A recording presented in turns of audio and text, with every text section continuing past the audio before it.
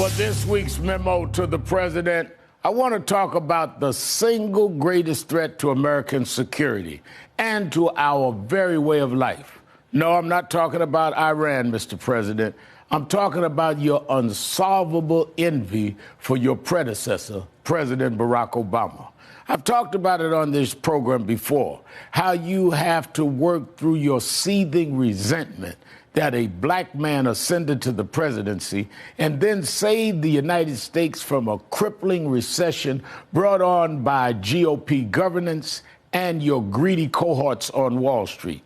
It was your panic at seeing President Obama succeed and your jealousy that he was beloved by millions that finally compelled you to run for president. In fact, it was probably this very moment of public humiliation that did it for you. Obviously, we all know about your credentials and breadth of experience. For example, no, seriously, just recently, in an episode of Celebrity Apprentice, you, Mr. Trump, recognized that the real problem was a lack of leadership. And so ultimately, you didn't blame Little John or Meatloaf. You fired Gary Busey. And these are the kind of decisions that would keep me up at night.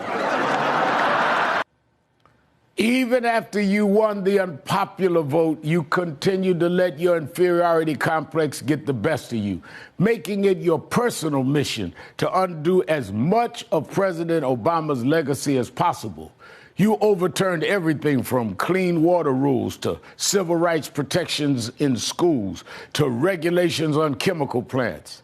That last one with deadly consequences, I might add, and it would be nearly impossible to quantify the number of future deaths you contributed to with your determination to roll back Obama-era climate policies. You've only managed to beat President Obama at one thing, and that's the amount of time spent on the links golfing. You spent more taxpayer dollars on golf in the last 3 years than your predecessor did in 8. Meanwhile, you're still working to take down President Obama's singular achievement, Obamacare, without any concern for the millions of Americans who will die if you succeed. And this week, you took your Obama envy to a new and dangerous height. The missiles fired last night at us and our allies were paid for with the funds made available by the last administration.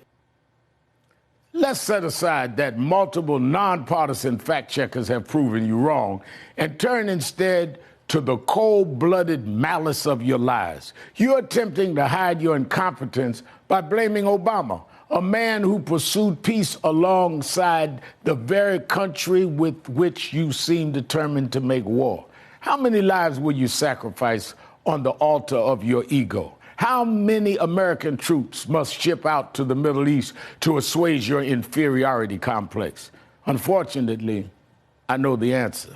I'm here to tell you, Mr. President, that no matter what you do, no matter how many initiatives you repeal or senseless wars you instigate, you'll never measure up to President Obama.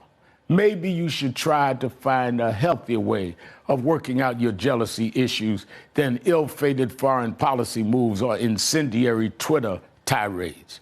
Because I, for one, would like to live to see the next president surpass you, which should be easy enough if you manage to avoid bumbling us into World War III.